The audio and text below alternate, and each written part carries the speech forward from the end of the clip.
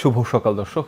দেশ বিদেশের যে যেখান থেকে দৈনিক পত্রিকার খবরাখবর নিয়েছেন টেলিভিশনের নিয়মিত আয়োজনে সেন সংবাদ বিশ্লেষণ দেখছেন, সকলকে স্বাগত জানাচ্ছি আমি কাউসার আহমেদ। দর্শক, অনুষ্ঠানের মধ্য দিয়ে দেশের প্রধান প্রধান পত্রিকার শীর্ষ শিরোনামগুলো পড়ে থাকে বা এগুলোর পর্যালোচনা করে থাকে। দেরি না করে চলে যাচ্ছে মূল আয়োজনে। দর্শক, আমার হাতে এখনো পর্যন্ত সবগুলো পত্রিকা এসে পৌঁছায়নি। যে পত্রিকাটি হাতে এসে পৌঁছেছে সেটি সংবাদ শিরোনাম আপনাদেরকে জানাচ্ছে এবং বাকি পত্রিকাগুলো আমার হাতে আসার সাথে সাথে সেগুলো সংবাদ শিরোনাম আপনাদেরকে জানিয়ে দেবো। হাতে রয়েছে সময়ের আলো যেটিকে সংবাদ শিরোনাম করছে, আমরা সেটি দেখছি। নিশ্চয়ই আজকে শুধু সময়ের আলো নয়, বাংলাদেশের সমস্ত গণমাধ্যম, সামাজিক যোগাযোগ মাধ্যম, সব জায়গায় আমরা একটি ছবি দেখছি। সেটি হচ্ছে যে জাতিসংঘে অন্তর্বর্তীকালীন সরকারের প্রধান উপদেষ্টা ডক্টর মোহাম্মদ ইউনূস বক্তব্য দিয়েছেন গতকালকে সাধারণ অধিবেশনে। সেই বক্তব্যই কিন্তু ঘুরে ফিরে সবগুলো গণমাধ্যমে আমরা দেখেছিলাম গতকালকে থেকে ঘোরাঘুরি করছে। আজকে সবগুলো পত্রিকাতে সেটি সংবাদ শিরোনাম করছে। আমরা সময়ের আলো দেখছি সেটিকে সংবাদ শিরোনাম করতে। কয়েকটি বক্তব্য এখানে দেয়া আছে। জাতিসংঘের সাধারণ অধিবেশনের প্রধান উপদেষ্টা, বাংলাদেশের অভ্যুত্থান বিশ্বকে প্রেরণা যোগাবে। বন্দুকের গুলি উপেক্ষা করে বুক পেতে দাঁড়িয়েছিল তরুণরা। স্বৈরাচারী সরকার গণতান্ত্রিক ব্যবস্থাকে ধ্বংসস্তূপে পরিণত করেছিল। পাচার হওয়া সম্পদ ফেরাতে সহযোগিতা জোরদার আহ্বান। সব রাজনৈতিক দল এখন স্বাধীনভাবে মত প্রকাশ করছে। গাজায় অবিলম্বে সম্পূর্ণ যুদ্ধবিরতির আহ্বান। রোহিঙ্গা প্রত্যাবাসনের সহায়তা অব্যাহত রাখার অনুরোধ। দর্শক, আমরা দেখছিলাম নোবেল যে অর্থনীতিতে অন্তর্বর্তী সরকারের প্রধান উপদেষ্টা ডক্টর মোহাম্মদ ইউনূস, তিনি কিন্তু গতকালকে যে জাতিসংঘের 79তম সাধারণ অধিবেশন সেখানে বক্তব্য দিয়েছেন। সেই বক্তব্যের শুরুতে আমরা দেখছিলাম প্রারম্ভেই এই যে জুলাই আগস্টের যেই বৈষম্য বিরোধী ছাত্রদের যে আন্দোলন, সেই আন্দোলন স্বৈরাচারকে হঠাৎই স্বৈরাচার সরকার হঠাৎই সেই ত্যাগের কথা, তিতিক্ষার কথা কিন্তু তুলে ধরেছেন এবং তিনি কিন্তু একটি কথা স্পষ্ট করেই বলেছেন যে আসলে এটি পুরো পৃথিবীর মানুষের কাছে, পুরো বিশ্বের মানুষের কাছে একটি শিক্ষা, যে আসলে কীভাবে একজন স্বৈরশাসকের বিরুদ্ধে, অন্যায়ের বিরুদ্ধে রুখে দাঁড়াতে হয়, বুক পেতে দিতে হয়, সেটি আসলে কিন্তু পুরো পৃথিবীকে শিখতে বলেছেন ডক্টর মোহাম্মদ ইউনূস। এবং একই সাথে এরপর কিন্তু তিনি ধাপে ধাপে বেশ কিছু বিষয় উল্লেখ করেছেন। সেটি হচ্ছে তিনি বলছেন যে আসলে এমন একটি অবস্থার মধ্যে তিনি দায়িত্ব নিয়েছেন সেখানে অর্থনীতি একেবারে ভঙ্গুর পরিস্থিতির মধ্যে রয়েছে।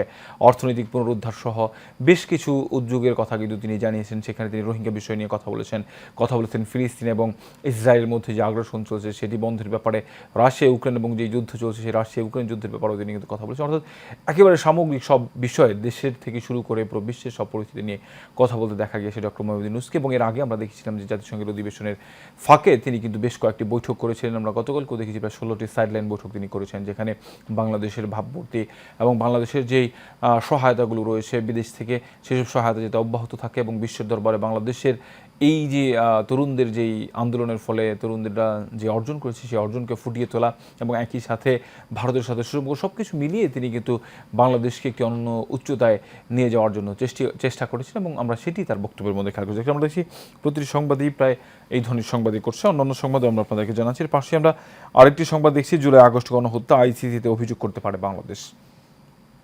ফ্যাসিবাদের পতনেও গেল না সিন্ডিকেট, পণ্য মূল্য না কমালেও মানুষ এই সরকারের উপর আস্থা হারাবে।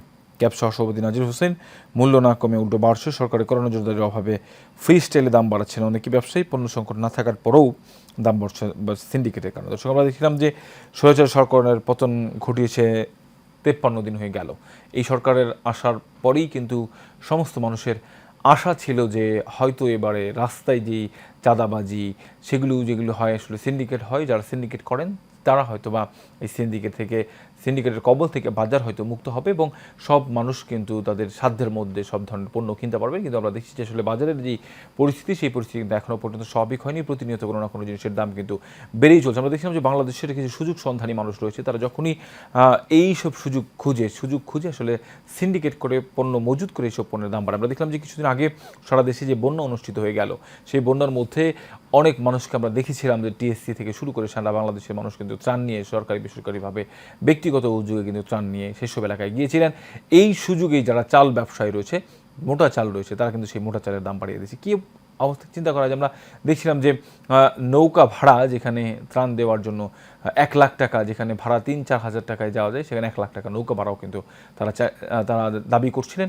এই যে পরিস্থিতি, একটা মোমবাতি যখন 100-150 টাকা বিক্রি হয়, সেই দেশে আসলে সরকার ক্ষমতার পরেও আসলে কীভাবে সেই সব বাজার নিয়ন্ত্রণ করা যায় সেটি নিয়ে কিন্তু এখন যারা ক্রেতা রয়েছেন তারাও কিন্তু হতাশা প্রকাশ করছেন। বিক্রেতারাও বলছেন যে আসলে 1-2 দিনের ব্যবধানে কী করে এক একটি জিনিসের প্রতি 150-200 টাকা বেড়ে যায়, সেটি নিয়ে আসলে বিক্রেতারাও যারা খুচরা পর্যায়ে রয়েছে তারাও হতাশ।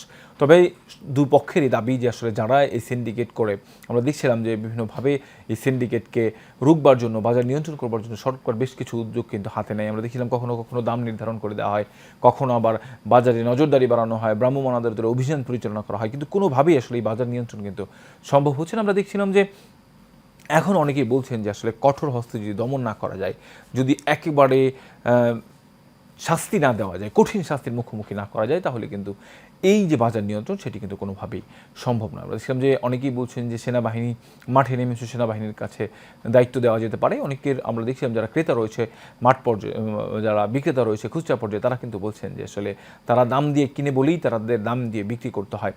এই যারা আসলে সিন্ডিকেট করে তাদের যাদের মজুদদার রয়েছে তাদের বিরুদ্ধে যদি রুখে দাঁড়ানো না যায়, তাহলে কিন্তু এই বাজার নিয়ন্ত্রণ করা সম্ভব। আমরা দেখছিলাম যে বিগত যে সরকার ছিল শেখ হাসিনা সরকার, সেই শেখ হাসিনা সরকারের বিরুদ্ধে সাধারণ মানুষের, খেটে খাওয়া মানুষের অভিযোগ কিন্তু একটাই ছিল, এই দ্রব্যমূল্যের দামের ঊর্ধ্বগতি। এইবার যে সরকার রয়েছে, অন্তর্বর্তীকালীন সরকার, সেই সরকার যদি এই বাজার নিয়ন্ত্রণ করতে না পারে, তাহলে কিন্তু প্রতিনিয়ত এই সরকারের বিরুদ্ধে মানুষ ফুঁসে উঠবে।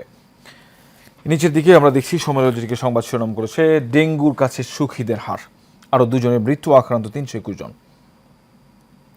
দর্শক, আমরা দেখছিলাম যে আসলে এই যে ডেঙ্গুতে যে আক্রান্তের হার সেটি কিন্তু প্রতিনিয়ত বাড়ছে এবং মৃত্যু হচ্ছে প্রতিদিন। সেই মৃত্যু কিন্তু যারা সংশ্লিষ্ট রয়েছেন তারা কিন্তু আগে থেকেই বলে আসছিলেন যে সেপ্টেম্বরে ডেঙ্গুর প্রকোপ কিন্তু বাড়তে পারে, এবং সেটাই আমরা দেখছিলাম যে সেপ্টেম্বরেই কিন্তু বিগত পুরো বছরে যে পরিমাণ মানুষের প্রাণহানি ঘটনা ঘটেছে, শুধুমাত্র সেপ্টেম্বর মাসেই তার চেয়ে বেশি প্রাণহানি ঘটনা ঘটেছে। এখন পর্যন্ত প্রায় আমরা দেখছিলাম যে 50 অধিক কিন্তু আরও কয়েকদিন আগেই আসলে সেটিকে ক্রস করেছে। এখন কিন্তু শতাধিক কাছাকাছি মানুষের কিন্তু প্রাণহানির ঘটনা ঘটেছে এই ডেঙ্গুতে আক্রান্ত হয়ে। তবে হাসপাতাল যারা সংশ্লিষ্ট রয়েছেন, যারা চিকিৎসক রয়েছেন, সরাসরি চিকিৎসা ছাড়া জড়িত, তারা কিন্তু বলছেন যে আসলে যখন একেবারেই এইসব রোগীগুলো একেবারে শেষ পর্যায়ে চলে যায়, তখন কিন্তু তারা হাসপাতালে চিকিৎসকের শরণাপন্ন হন, ফলে আসলে চিকিৎসকদের কিন্তু খুব বেশি কিছু করবার থাকে না। এই কারণেই তারা বলছেন যে সাথে সাথে জ্বর হলেই তাকে ডেঙ্গু ধরে নিয়েই সেই অনুযায়ী কিন্তু চিকিৎসা করতে হবে। NS1 যে ডেঙ্গুর চিকিৎসা রয়েছে, সেই চিকিৎসা আগে নিশ্চিত হয়ে তারপরে কিন্তু তার পরবর্তী যে কার্যক্রম রয়েছে সেই পরবর্তী কার্যক্রমগুলো চালিয়ে যেতে হবে। তাহলেই কিন্তু এই যে মৃত্যুর হার যেটি রয়েছে সেটি থেকে বাঁচা কিন্তু সম্ভব। ডেঙ্গু ভয়ের কিছু নয়, শুধুমাত্র জনসচেতনতা যদি বাড়ানো যায় এবং জনগণ যদি সচেতন হয়, তাহলে কিন্তু ডেঙ্গু থেকে মৃত্যু নিরোধ করা সম্ভব। এর পাশে আমরা দেখছিলাম আরেকটি সংবাদ, জামায়াত আমির গণহত্যাকারীদের রাজনীতি করার অধিকার নেই। যুদ্ধবিরতির আলোচনার মধ্যে লেবাননে হামলা, একদিনে হত্যার শিকার 92 জন, এই পর্যন্ত নিহত 7, শতাধিক আমরা যেতে যাচ্ছি নেতানিয়াহু। সলিমুল্লাহ খান, বিনা বিচারে হত্যা হলে সংবিধান থাকে না। তারেকের নতুন স্লোগান, আমরা যদি থাকি সৎ দেশ সংস্কার সম্ভব। টানা বর্ষণ ও উজানের ঢলের পানির চাপ, খুলে দেওয়া হলো তিস্তা ব্যারাজের 44 কপাট। বৃষ্টির ফাঁকে মইনুলের লড়াই, কানপুরে টেস্টের বৃষ্টি স্নাত প্রথম দিনে 40 রান ইনিংস খেলে অপরাজিত মুমিনুল হক আজ মুশফিকুর রহিমকে নিয়ে দ্বিতীয় দিনে শুরু করবেন তিনি।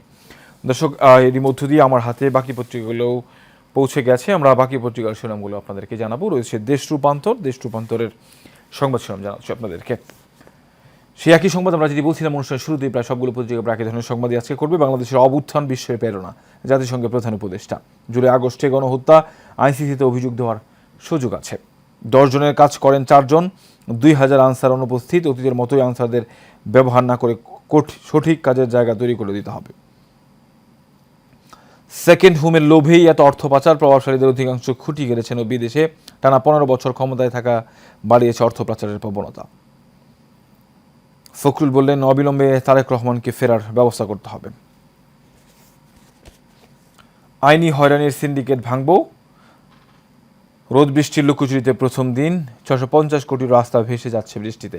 মেহেরপুর কুষ্টিয়া সড়ক কিলোমিটার ব্যয় 11.5 কোটি। তিস্তাপাড়ের 4 জেলায় বন্যার শঙ্কা, ঘাটতি প্রসাদে ছুটির দিনেও চালু 150 কারখানা। দর্শক, আমরা দেখছিলাম যে পোশাক কারখানাগুলোতে এক ধরনের যে অস্থিরতা তৈরি হয়েছিল, সেই অস্থিরতা কিন্তু এখন নির্মূল হয়েছে। এখন কিন্তু সেসব কারখানাগুলোতে নির্বিঘ্নে কাজ চলছে। ফলে যেসব অনেক কারখানা রয়েছে যে ছুটির দিনগুলোতেও তাদের যে টার্গেট রয়েছে, তাদের যে লক্ষ্যমাত্রা রয়েছে, সেগুলো পূরণ করবার জন্য কিন্তু তারা কিন্তু ছুটির দিনেও সেসব কারখানা খুলে রেখে তাদের কার্যক্রম চালিয়ে গেছেন। দর্শক, এই মুহূর্তে আমার হাতে রয়েছে কালের কণ্ঠ পত্রিকা। কালের কণ্ঠের সংবাদ শিরোনাম আপনাদেরকে জানাবো এক এক করে। কালের কণ্ঠ, সেই একই সংবাদ আমরা দেখি, নতুন যাত্রায় বিশ্বকে পাশে চাই, জাতিসংঘের ভাষণ ডক্টর ইউনূস। তারেক রহমানকে দ্রুত ফিরিয়ে আনার দাবি ফখরুলের, যত দ্রুত নির্বাচন হবে ততই দেশের মঙ্গল। নির্বাচনে পিআর পদ্ধতির দিকে ঝুঁকছে বাংলাদেশ। ধান চাল সিন্ডিকেটের হুতা কৃত্রিম সংকটে বাড়াতেন দাম, সাবেক খাদ্যমন্ত্রী নওগাঁর সাধনের অপকৃত্তি। খুলনায় জামায়াতে আমির, যৌক্তিক সময় নির্বাচন দিয়ে অন্তর্বর্তী সরকারকে বিদায় নিতে হবে। একান্ত সাক্ষাৎকারে সোহেল তাজ 2 হাতে টাকা বানাতে বলতেন শেখ হাসিনা। আইন আদালত, রাষ্ট্রীয় সম্পদ রক্ষায় হচ্ছে অ্যাটর্নি সার্ভিস আইন। আনন্দের ফেরিওয়ালা সর্বানন্দ, 81 বছর বয়সে আনন্দ বেরিয়ে যাচ্ছেন সর্বানন্দ মধু। কালের কণ্ঠ সংবাদ শিরোনাম জানাচ্ছিলাম, রয়েছে জনকণ্ঠ সংবাদ শিরোনাম জানাবো আপনাদেরকে। নিউ ইয়র্কের ডক্টর ইউনূস বাংলাদেশের নতুন যাত্রা মার্কিন ব্যবসায়ীদের অংশীদারিত্ব চায়। গণতন্ত্রের আকাঙ্ক্ষা পূরণে বিশ্ব সম্প্রদায়ের সমর্থন চাই জাতিসংঘ সাধারণ পরিষদে ডক্টর ইউনূস।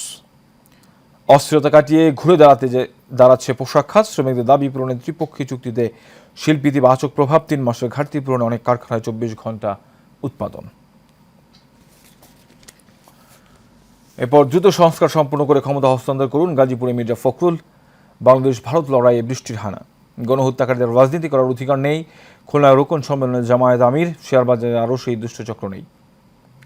লঘুচাপে সারা দেশে বৃষ্টি, 4 জেলায় বন্যার সংখ্যা, প্রধান নদ নদীর পানি বাড়ছে। আমরা দর্শক দেখছিলাম যে টানা বৃষ্টিতে কিন্তু উজানের যে পানি রয়েছে সেই উজানের পানির ঢলে কিন্তু আরও কয়েকটি জেলার মধ্যে আবার নতুন করে বন্যার সংখ্যা তৈরি হয়েছে এবং ইতিমধ্যে আমরা দেখছি তিস্তার বেশ কয়েকটি 44টি কপাট কিন্তু খুলে দেওয়া হয়েছে। ফলে নিম্নাঞ্চলগুলো কিন্তু এখন প্লাবিত হতে শুরু করেছে।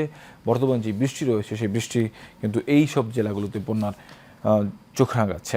আমরা নিচে দেখছি এই মুহূর্তে ইত্তেফাক পত্রিকার সংবাদ শিরোনাম। ইত্তেফাক পত্রিকার সংবাদ শিরোনাম আপনাদেরকে জানাবো। ইসরায়েলের বিমান হামলায় ফের রক্তাক্ত লেবানন, নিহত 105 দিন, 7 শতাধিক মানুষের প্রাণহানি। প্রধান উপদেষ্টাকে আইসিসির প্রধান প্রসিকিউটর, জুলাই আগস্ট গণহত্যা নিয়ে আইসিসিতে অভিযোগ করতে পারে বাংলাদেশ। জাতিসংঘ সদর দপ্তরের সাধারণ পরিষদের অধিবেশনে বক্তব্য রাখছেন ডক্টর মোহাম্মদ ইউনূস। জাতিসংঘের ভাষণে বিশ্ব সম্প্রদায়কে ডক্টর ইউনূস নতুন বাংলাদেশের সঙ্গে নতুনভাবে সম্পৃক্ত হন। রোহিঙ্গা প্রত্যাবাসনে আন্তর্জাতিক সহায়তা অব্যাহত রাখার অনুরোধ, গাজা অবিলম্বে যুদ্ধবিরতি কার্যকর করুন। মাঠের চেয়ে বাইরের আলোচনা বেশি, ভারতীয় বোলাররা ঘিরে ধরেছেন ব্যাটার মুমিনুল হককে, 40 রান নিয়েই লড়ে যাচ্ছেন তিনি। তবুও কমছে না ডেঙ্গুর প্রকোপ, বাড়তি দরে ডিম মুরগির রপ্তানি অজুহাতে ইলিশের দাম চড়া। 12 সিটি কর্পোরেশন ও 323 পৌরসভার কাউন্সিলরদের অপসারণ। পঞ্চায়েত দিনে 30 খুন, সহস্রাধিক ছিনতাই ঘুরে দাঁড়ানোর চেষ্টায় পুলিশ। মাস্টার মাইন্ড শব্দটির সঙ্গে একমত নই নাহিদ। বাংলাদেশ প্রতিদিন যেটিকে সংবাদ শিরোনাম করেছে, বিশ্বের প্রেরণা হবে বাংলাদেশ। জাতিসংঘে ভাষণে অভ্যুত্থান প্রসঙ্গে ডক্টর ইউনূস বিশ্বমঞ্চে তুলে ধরলেন ছাত্রদের বীরগাথা, বাংলাদেশ বিনির্মাণে চাইলেন সহায়তা। নতুন রাষ্ট্রে মার্কিন ব্যবসায়ীদের অংশীদারি চান ডক্টর ইউনূস, তদবিরের তটস্থ উপদেষ্টারা, নানা কৌশলে সচিবালয়ে প্রবেশ, উপদেষ্টাদের দপ্তরে ভিড়। ডক্টর ইউনূসের সঙ্গে মালদ্বীপের প্রেসিডেন্ট মুইজুর বৈঠক, দুর্নীতি সাধনের সাধনা। খাদ্য দপ্তরের পদায়ন হতো কোটি টাকায়, দখলে নিয়েছেন 4,500 পুকুর। জামাতা ডাক্তার রাজন হত্যার ধামাচাপা। দর্শক, কি পরিমাণ দুর্নীতি আমরা দেখছিলাম যে সাবেক ভূমিমন্ত্রী সাইফুজ্জামান চৌধুরীও তার যে দুর্নীতির খবর, যুক্তরাজ্যে তিনি শুধু 278টির অধিক বাড়ি কিনেছেন। এখানে আমরা দেখলাম 4,000 পুকুরের মালিক এক একজন। কি পরিমাণ দুর্নীতি তারা করছেন আসলে, সেটি যদিও এখন কিছুটা ধামাচাপা পড়েছে।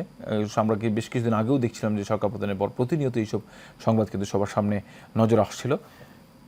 আজকে সে ধরনের একটি সংবাদ আমরা দেখলাম। জুলাই আগস্ট গণহত্যা, আইসিসিতে অভিযোগ করতে পারে বাংলাদেশ। শওকতের শিপইয়ার্ডে 14 বছরে 14 বার বিস্ফোরণ, কার্যক্রম বন্ধ করতে বেলার নোটিশ।